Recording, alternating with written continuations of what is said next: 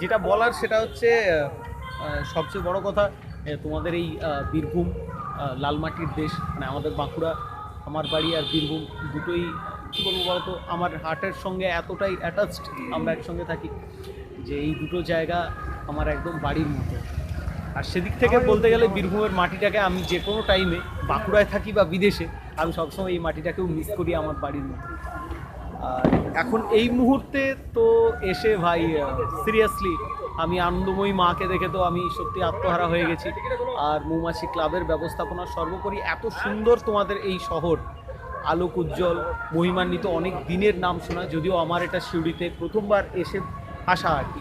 তো ভীষণ ভীষণ ভীষণ ভালো লাগছে। তোমাদের সবাইকে অনেক অভিনন্দন এত সুন্দর একটা অনুষ্ঠান পরিচালনা করার জন্য, আর এত সুন্দর মানুষ, তোমরা এত সুন্দরভাবে এত আন্তরিকতা আমাকে দেওয়ার জন্য অসংখ্য ধন্যবাদ। Thank you. সবাই ভীষণ ভীষণ ভীষণ ভালো।